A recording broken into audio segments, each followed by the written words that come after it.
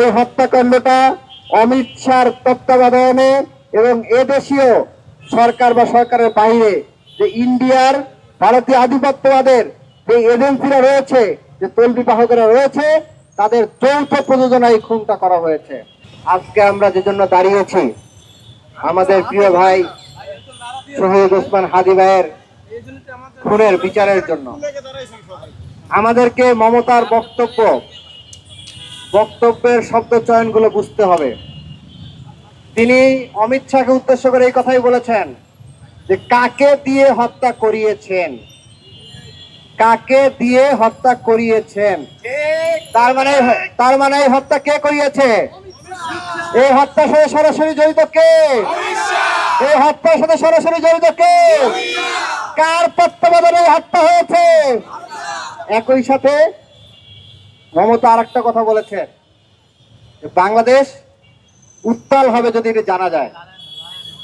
তার মানে এটাই স্পষ্ট যে হত্যা হয়েছে অমিত শাহর নির্দেশে, অমিত শাহর তত্ত্বাবধানে, আর খুন করেছে অমিত শাহর এদেশের তল্পি বাহকেরা।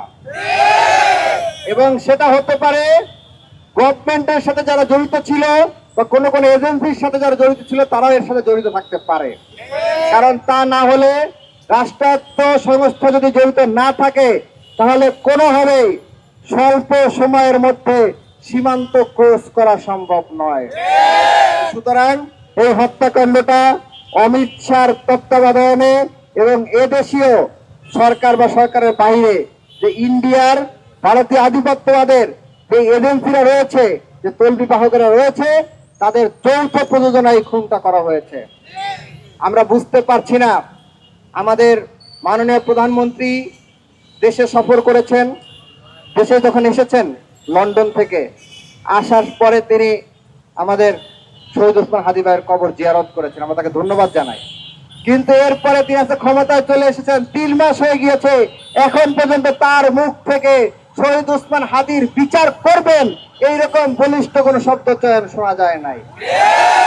তাহলে কি জনগণ এই প্রশ্ন তুলবে কিনা যে এই খুনের সাথে আপনার কোনো স্বার্থ রয়েছে কিনা? আপনি যদি চুপ থাকেন, আপনি যদি বিচারের প্রক্রিয়ার দিকে না আগান, তাহলে জনগণ কিন্তু যে ইন্টারিমের দিকে আঙ্গুল তুলেছে, সে আপনার দিকে আঙ্গুল তুলতে দ্বিতীয়বার ভাববে না।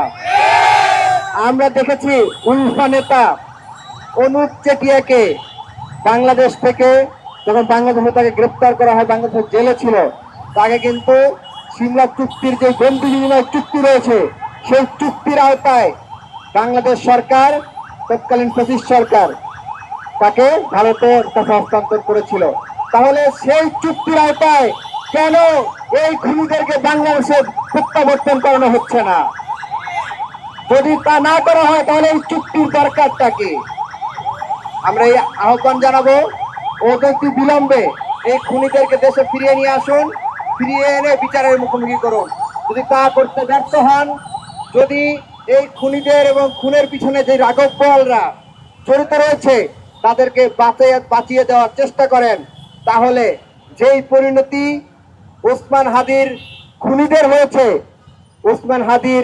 খুনিদের হয়েছে, যেই পরিণতি ভারতীয় লেসপেন্সার হাসিনা হয়েছে, সেই পরিণতি আপনাদেরও বরণ করতে হতে পারে। সেজন্য আমরা এখান থেকে সতর্ক করে দিচ্ছি, অনতি বিলম্বে বিচার প্রক্রিয়া শুরু করে এদেরকে ফিরিয়ে নিয়ে আসুন। তা না হলে আমরা বসে থাকবো না, আমাদের এই শান্তিপূর্ণ আন্দোলন আর শান্তিপূর্ণ থাকবে না। এই আহ্বান জানিয়ে আমার কথা শেষ করি। সবাইকে ধন্যবাদ।